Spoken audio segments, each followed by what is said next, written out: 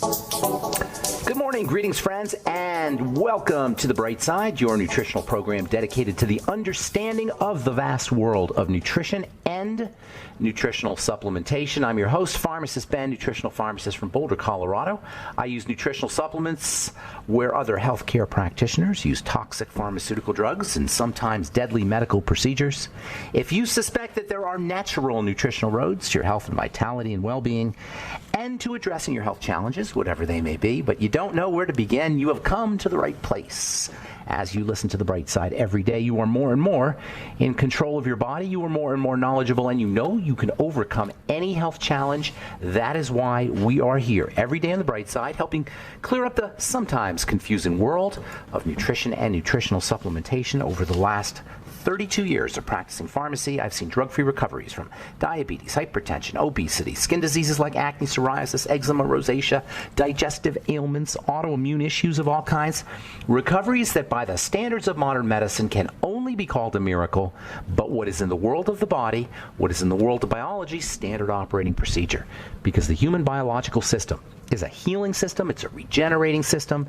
It is designed divinely to heal and renew itself on a moment-to-moment basis, and while some folks may call that healing system a miracle, it really is just the way the body works. If you have questions about health, nutrition, prescription drugs, if you want to wean yourself off your meds and get on a good nutritional supplement program, we can help you do that. 844-236-6010 is our number. We love hearing from you. If you have a success story you'd like to share, or if you just want to contribute to the conversation, 844-236-6010 is our number on The Bright Side. We'll be getting to your calls early. On this program, we've got a guest coming up at the bottom of the hour, Susie Goodwin, who is the parent of an autistic child who she actually healed. She reversed his autism, and now he's a fully functional adult, or at least he's 20 years old, if you consider that an adult. I met Susie a couple weeks, actually about a month ago, and we talked a little bit, and I said, you got to share your story. It really is an amazing story about dealing with autism. Susie will be on to tell her story. At the bottom of the hour, we'll get your calls in our next segment, 844-236-6010. If you want to purchase longevity products, go to brightsideben.com, pharmacistben.com, or criticalhealthnews.com. You can purchase longevity products or sign up to join the Brightside Ben team off the website. You can also call 866-735-2470 for more information, 866-735-2470. And don't forget to check out our Truth Skin Health products at truthtreatments.com, truthtreatments.com. We've got a special running on our AHA energizing exfoliator, energizing mineral exfoliator, the only AHA, alpha-hydroxy acid exfoliator, that's made with plant-derived minerals, and a lot of them, fulvic minerals. I use those minerals in a lot of my formulations. You'll find them in our fulvic plant-derived electrolyte minerals, in our biomimetic mineral mist, in our high hyaluronic mineral hydrator, and also in our AHA energizing exfoliator. All Truth Treatment products are up at truthtreatments.com. Also have a skin health blog up at truthtreatments.com, truthtreatments.com. All right, Susie Goodwin at the bottom of the hour. We'll get your calls in our next segment. I want to continue talking about just this fascinating element. I know we've talked about it in the past, but it's just so interesting, and deficiencies are so common, and it's got so many various ways that it can help improve health. That is supplementation or diet. And of course, I'm talking about sulfur, the 16th element on the periodic table, the 7th most abundant in the body. One of the few elements on the periodic table that is non-metal. All the elements on the periodic table, I should say most of the elements on the periodic table, the vast majority of them, are metals or they're semi-metals. That means they conduct electricity, basically. Sulfur does not conduct electricity. It's non-conductive. But it does generate heat. In fact, it's known as the heating element. Throughout history, it's been referred to as brimstone, fire and brimstone. The burning qualities of sulfur have been well recognized. It doesn't conduct electricity. It's not like a metal, but it does generate heat, and it can become electrical when it's combined with oxygen. And this combination of oxygen and sulfur is one of the most important entities in the body, molecules in the body. The sulfur-oxygen combination is called a sulfate, And it is like potassium and like sodium and like magnesium. It's actually a type of electrolyte. It carries electrical energy. Sulfates are actually one of the ways that cells utilize energy. One of the ways that the body utilizes energy, and sulfates will get stuck onto different molecules in the body to make them more water soluble, especially vitamin D. Vitamin D sulfate is way more powerful than vitamin D. It's the preferred form of vitamin D. Vitamin D sulfate versus vitamin D. You take a supplement, you're getting vitamin D, but if you let the sun make your vitamin D, it's vitamin D sulfate. It's a much more powerful entity. Cholesterol sulfate also is more important for the body. It's more usable for the body, and it moves throughout the body more effectively than cholesterol. In the world of HBA, health and beauty, the world of shampoos, the world of cleansers, conditioners, sulfates have gotten this reputation as a bad guy. You'll see sulfate-free on a lot of shampoos or a lot of cleansers. It's almost like a fad these days, sulfate-free. Actually, it's been going on for about 20 years now, sulfate-free. The idea that sulfates were problematic started out with a specific type of sulfate called sodium lauryl sulfate. Pretty much everybody out there has heard of sodium lauryl sulfate, which is basically just laurel, which is a fatty acid, lauric acid. It comes from coconuts and found throughout nature. And when you stick a sulfate on it, it changes the characteristic of it because sulfate is so electrical. So that you basically electrify the fat, you electrify the lauric acid, and you get lauryl sulfate. And it has to be attached to a sodium molecule for whatever reason, to keep it water soluble, and you end up with this thing called sodium lauryl sulfate, which was fairly enough and rightly said to be very harsh, because sulfates because they make things more water soluble. When they make fats more water soluble, they contribute a certain electricity or energy to the fat, and this can be irritating to the skin. Skin doesn't like to have lots of high energy, water-soluble fats. That's a problem. That's why soaps are so problematic.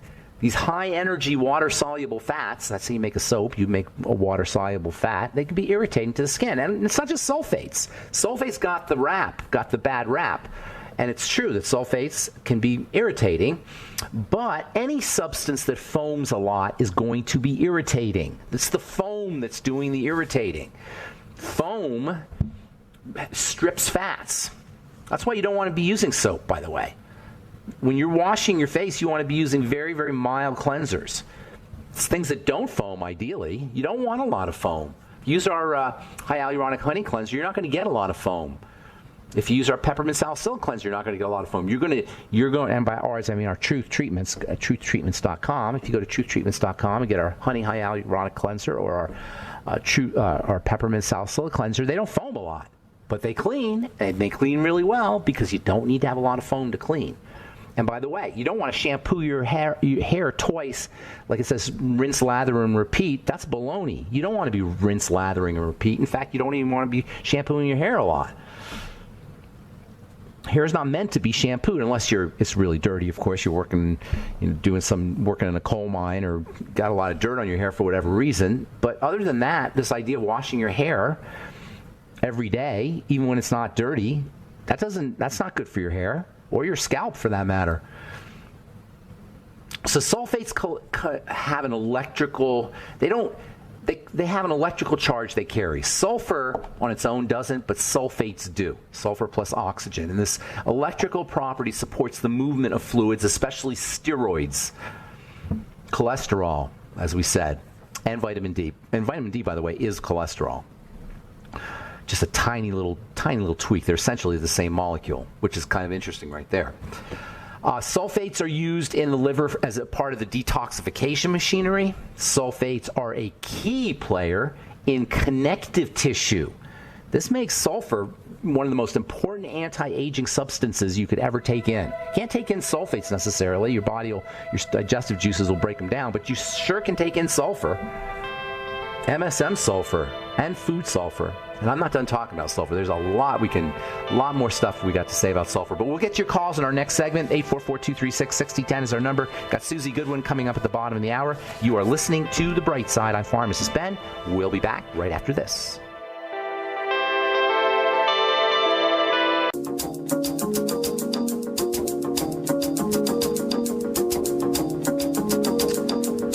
We are back on the bright side. Got lines open, 844-236-6010. We'll get your calls here in just a moment. Got Susie Goodwin coming up at the bottom of the hour. She's going to talk about her journey with her autistic son. Susie is a certified love and logic parent facilitator and a elementary and early childhood education teacher. And she's got some interesting things to say from an experiential point of view about dealing with autism.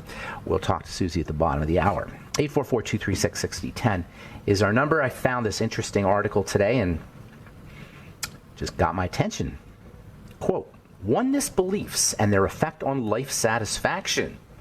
The notion of being at one with a divine principle, life, the world, other persons, and even activities has been discussed in a wide variety of scientific research streams from different disciplines. Anyway, this is a study that was done on, two large studies that were done on 67,000 people. Results revealed a significantly positive effect of oneness beliefs on life satisfaction, even rendering the effect of some religious affiliations insignificant or negative. And this is from the journal Psychology of Religion and Spirituality. It is a peer-reviewed journal. It's not some airy-fairy, new age kind of thing. Scientists are really studying this idea of the psychological impact of oneness, and make no mistake about it, psychology affects physiology. Even though we talk a lot about the physiologic aspects of health here, psychology affects physiology. Our psychology is a manifestation, our physiology is a manifestation of our psychology. It's the end result of our psychology. And if you have a health challenge, there's definitely a psychological aspect behind it, just by virtue of the parasympathetic and sympathetic nervous systems. The sympathetic nervous system and the parasympathetic nervous system, the rest and digest nervous system, and especially the emergency nervous system, doesn't know the difference between what's really happening in our life and what's happening in our brain. That's so important to understand.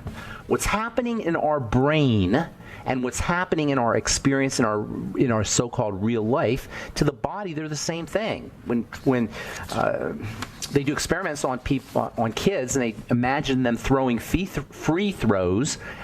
They pretend they get these basketball players. They imagine them, have 10 of them imagining they're throwing free throws, and 10 of them really practicing that they're hitting the free throws. They find that the results are the same. The people who thought they were practicing have the same kind of benefits as the people who were really practicing, because the body doesn't know the difference between a thought and what's really happening. And that's why it's so important to leverage your psychology, to learn how to, if not how to constructively deal with our thoughts, at least to understand what's going on. Reality is created in our thoughts as much as it's created in our physical experiences. So anyway, I thought this was an interesting article. This is came out just a couple of days ago from the journal Psychology of Religion and Spirituality. Yes, that's a real peer-reviewed journal. All right, 844-236-6010 is our number. Let's say good morning to Chris in Texas. What's going on? Chris, how you doing? I'm still alive. And all right, the thing that keeps me listening to you is pure and simple fear. I'm scared to death, Ben. Yeah, falling apart? But, I mean, that's what keeps me listening to your program, because I get more out of your program than I would going to any doctor, especially here. And the trouble is that, I'm alone. At least, nobody in my family circle or my social circle believes in what I believe and what you believe. They're all they're bought in. They're bought in. Exactly. They drank the Kool-Aid. Yeah, it's like you're in another dimension. You're living in a parallel reality of some kind, a parallel universe. But you know what that means, Chris? Let me tell you what that means. This is what you can do. You can help people with this wisdom and this knowledge. And that's the only thing you could do. You have to see yourself as a helper. Not say, why is nobody here for me, or there's nobody in my world and I'm all alone, because in a way you are alone. But you have to start to see yourself as coming from another dimension and here to help. Does that make sense? And your job is to study as much as you can, to learn as much as you can, so you can share it as much as you can. That's the only way to find satisfaction from all of this information. Otherwise, you'll take this information and you'll feel alone. You'll feel completely marooned, which you really are. So you got to use it to help people, and that will take away some of that angst, the fear that you're talking about. Does that help? Does that make sense? Well, look, I will let you jump to your guest, and I'll call you another day, okay? Okay, that's good. Thank you so much, Chris. Take care, buddy. Let us go to Barry in New Orleans, my good friend Barry. What's up, buddy? How you doing? All right. Yes, I want to ask you, when getting sunlight on your body, if sunlight. For example, I usually just attempt to let the sun just fall on my solar plexus area. Is that that's kind of clever? Yeah, that's kind of clever. Do you notice anything when you do that?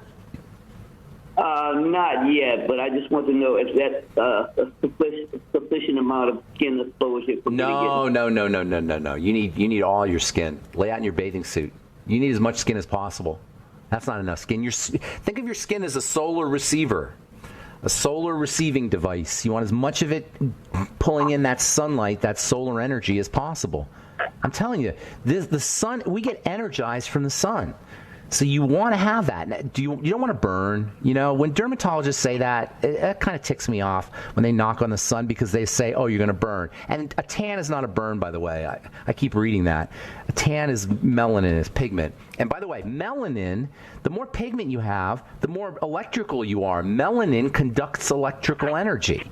Now, it's true, though, for African Americans or people of color, you're going to have an issue with vitamin D, and that is a problem because the melanin will shield your skin, your cells from getting vitamin D, and that is an issue. But the melanin itself is highly electroconductive. In fact, there are melanin batteries that are being developed now where they're actually using melanin pigment as a battery. So, no, exposing your skin as much as possible to the sun is the way you want to do it. All right, Barry? Well, I still would get some. Yeah, you'll get some, but, why limit yourself? Unless you can't. I mean, you're in Louisiana, right? I mean, you got plenty of sun, don't you? Yes. Also, what about the supplements? Even though you said the best form is to get it from the sun, but they're the best. If they're the best you can do, then do it. The supplement, but it's hard to control it. Your body regulates vitamin D content. It's not the best way. We'll leave it at that. It's not even a really good way. But vitamin D is just a funny vitamin that the body controls. And to try to take it in from supplements or even food for that matter, it's just not going to. It's not going to get you what you need from the sun. What you could get from the sun. I want to get one more call in. Thank you so much, Barry. Appreciate it. Take care, my friend. Let's go to Ben in Texas. What's up, Ben? How you doing, man? Hey, doctor. My uncle is 87 years old. He's had nausea. I'm sorry, Ben. I need you to speak up. I can't really hear you. Okay, can you hear me better now? Yeah, that's better. Okay, my uncle's 87 years old. He had nausea for like 3 years. Oh, my goodness. And the only time this went away is when he lives in South Jersey. He went to Daytona Beach to visit my sister, and it went away. When he was there, when he went back to Jersey, the nausea came back. That is really crazy. And now that could be a psychological thing. I'm not saying I don't know that it's not, but it could also be something in the home, something where he's living. That's what it would sound like to me. That there's some kind of mold or some kind of toxin in the home. But it could also be a psychological issue. You have to call me back tomorrow, Ben. We're out of time. We got Susie Goodwin coming up at the bottom of the hour. I'm Pharmacist Ben. We'll be back right after this.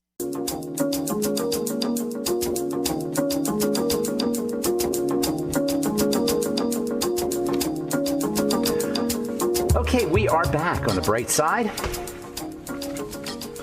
I am very excited to have our next guest on, Susie Goodwin. I met her a couple weeks ago, or actually about a month ago now, and I heard her story and I was like, you got to come on my radio program. Susie had an autistic child, and I know from the letters I get that there's a lot of autism out there. I think it's like 1 out of every 59 kids now is dealing with autism spectrum disorder. Susie is a elementary and early childhood education teacher. She's a certified Love and Logic parent facilitator, which we'll talk about here in a moment. Please welcome to the bright side, Susie Goodwin. What's up, Susie?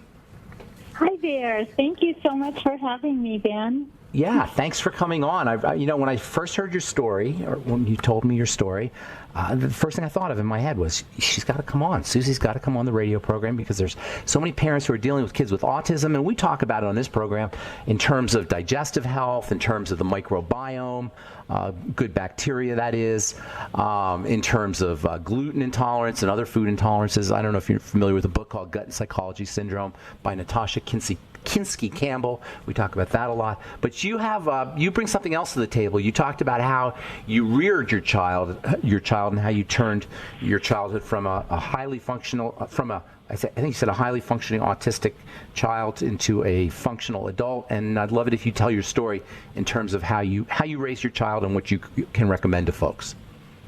Sure, absolutely. So my son Zach was diagnosed with autism when he was 4 years, 10 months old. And it took us 10 months to get in to receive the diagnosis, to have him evaluated. The waiting list back then was just so long. I know that it's timely. I hear reports even now that it's timely currently as well, to just waiting to get in to see the doctors that evaluate our kiddos. Hey, Susie. These specialists. Can you hear me, Susie? Yes. Hey, before you go and continue your story, what were your clues? Why did you even take your kid to the doctor? So I took him in for his third-year checkup, and our pediatrician looked at me and said, do up your seatbelt. You've got a kiddo that's gifted and talented on your hands. He has been in the 95th, 99th plus percentile in every developmental stepping stone, milestone that he was looking at. And he said he's just so smart and with it, and you better get ready, because my guess is that he'll be in the gifted and talented program at school. I took him in when he was 4 to have him evaluated, and nothing had changed. The resources that were available to him with my background in education were all still coming in to him. Our home was still the same. Nothing had changed. There were no illnesses that we knew about. Everything was status quo.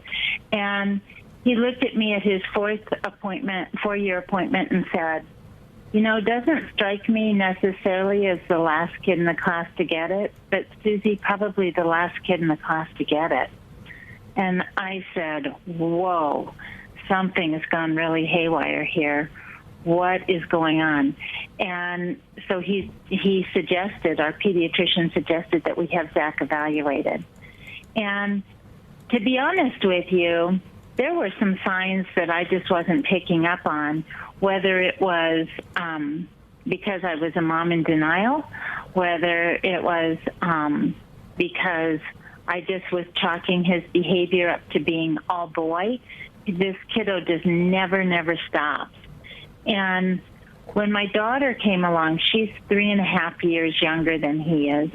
When my daughter came along and I started seeing what more typical behavior was for a child that age, I started seeing also that we were in territory that was not what would be considered typical. Did you have support, like people, other parents who had autistic children, or people who knew about autism, or were you kind of on your own? I was kind of on my own.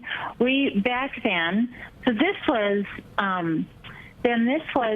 he's 20 now, and this was 15 years ago. 15 years ago, insurance didn't acknowledge autism. They didn't consider it something that they would acknowledge or cover. There was resources that were available to me back then. There weren't a lot of them, and what was available was very, very expensive. And so everything that we were doing was out of pocket. So my husband of 15 years, when my son was diagnosed with autism, wanted a divorce after he found out about the diagnosis. So I was a single mom with 2 kids navigating this journey. Okay, so what did you? So you, to continue on, what did you? How did you deal with it? You got the diagnosis. What's next? So we got the diagnosis, and when he was diagnosed at 4 years, 10 months, he scored a 12 on the ADAS scale. So in order to be considered autistic, you have to score 10 or higher. That's the autistic diagnosis scale. Yes. You have to score 10 or higher in order to be considered autistic. So Zach scored a 12, so he was definitely high functioning. I put into place the diet that they recommended. I put into place the medications that the doctors recommended, and also the therapies that the doctors recommended. We went back a year later to have him reevaluated to see how we were doing, and he scored a 13 on that scale. So he was heading the wrong direction. So I just remember one day being just fed up beyond belief and feeling like I was chasing the message that I kept getting is that autism he's never going to recover from it. And there's really not a lot that you can do. And so I was told that he would be lucky to be a factory worker, that he wouldn't graduate. We'd be lucky if he graduated from high school, wouldn't go on to college, wouldn't drive. He'd be in a home as a young adult. And what I realized, Ben, was that I spent an awful lot of time chasing around after what the doctors were telling me to do, and it still brings tears to my eyes today. It makes me cry today to think about it. Is that my deepest desire was to be in relationship with my son, because the very nature of autism is that they have a difficult time connecting emotionally. And that's what the word autistic means. Like they're on their own. Relationship with him. Wow. So what did you do? How did you? I mean, you have this miracle in your hands. You got a fully functioning adult autistic child. So what did you do? The food didn't work. The medication didn't work. How did you handle it? Right. So I started entering into relationship. I met him where he was, and I started, instead of having the expectation that he operated at a certain level, I just started meeting him where he was. Okay, now, we got to take Susie, we got to take a break. Susie, we got to take a break. I don't know if you can hear me or not, Susan, but we got to take a break. We'll come back right after this, and I want to hear exactly step by step what you mean by being in a relationship, actually, and how you step by step expedited that or facilitated that. We're talking to Susie Goodwin about her experience with her autistic child. You're listening to The Bright Side. I'm Pharmacist Ben. We'll be back after this.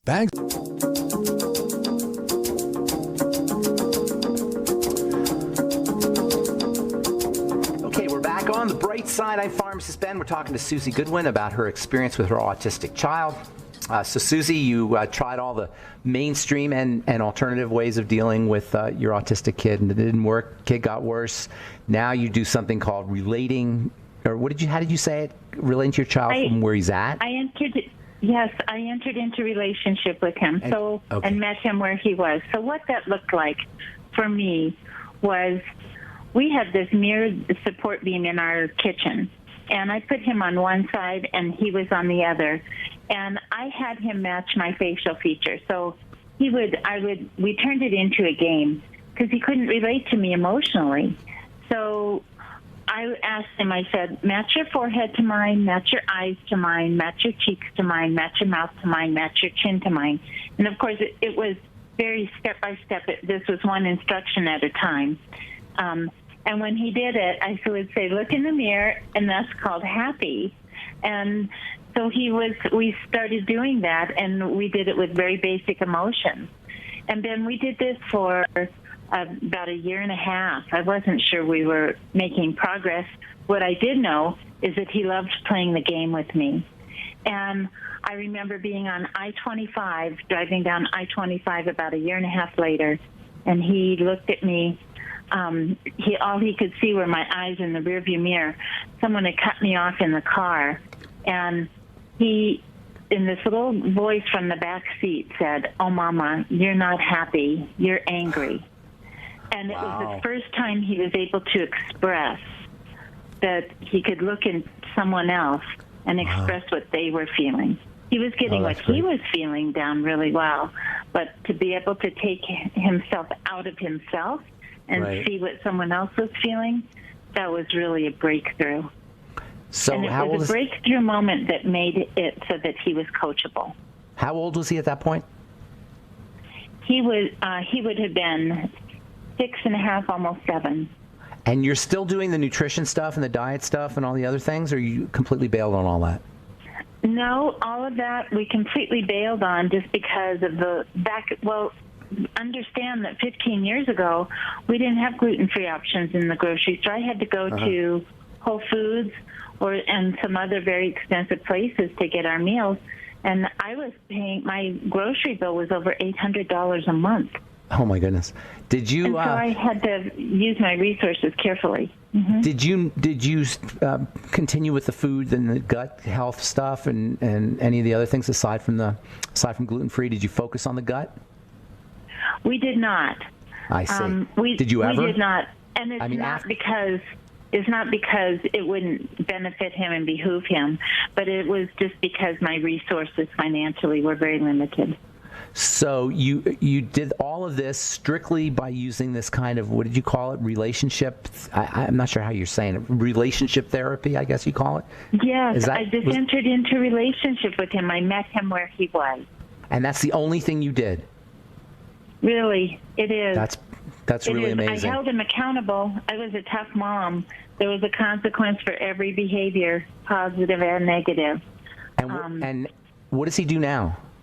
So 5 years ago, I took him in to have him reevaluated to find out what I needed to put in place post-high school. And so when we look at that ADA scale, we tend to see kids recover by a point or two on that scale as they grow and mature and gain skills and tools. And Zach went from a 13 to a 2. So he's so far from the autism spectrum scale now that it's just nothing short of a miracle. His doctors were just dumbfounded. So now he's in college. He's studying computer programming. He's thriving. He's holding a full-time job. He's been given promotions in the store that he's in. He's been put in charge of sales and education in the store. So he's really rocking it.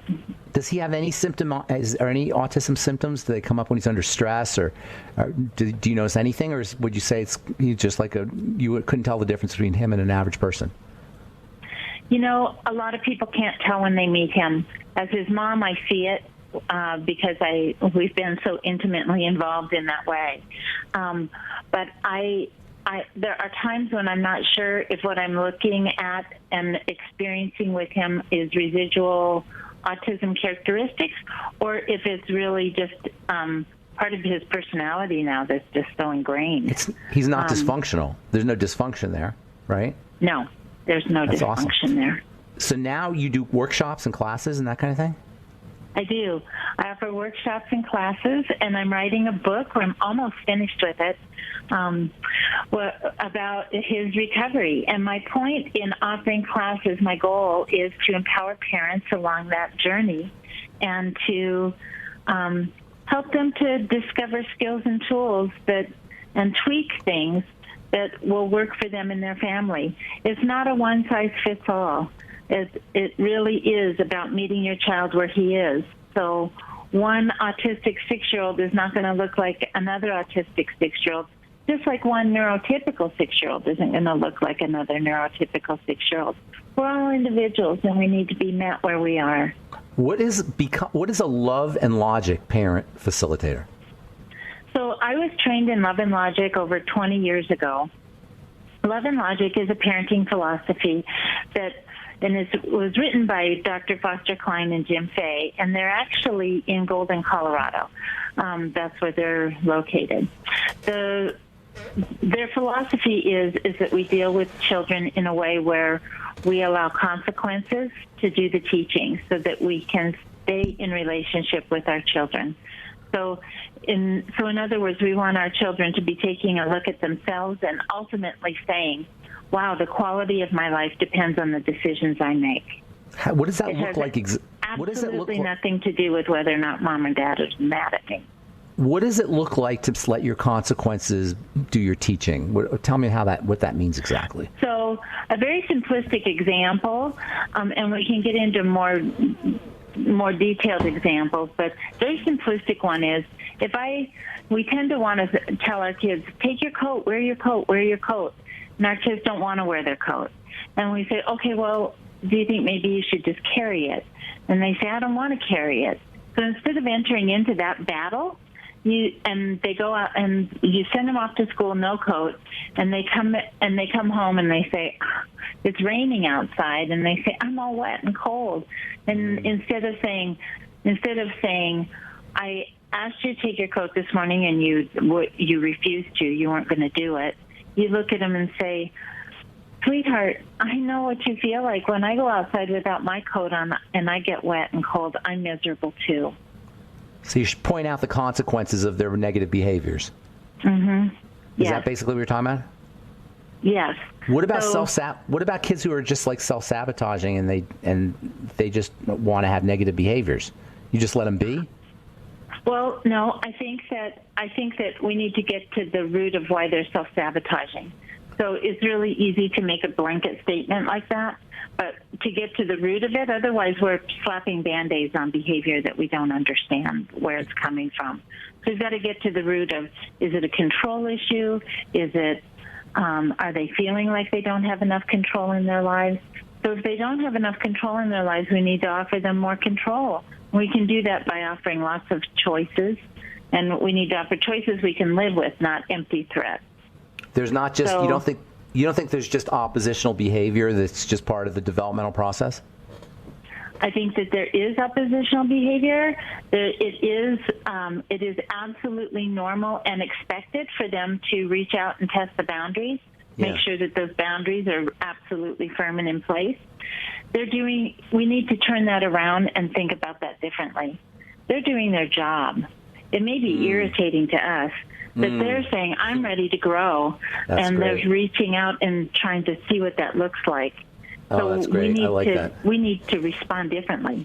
I like that. I like that a lot. All right, so we're out of time here. You got a Facebook page. Tell us about that, and how, if anybody wants to get in touch with you, how do they do that? If somebody has an autistic child or needs help in any way, how can they get in touch with you?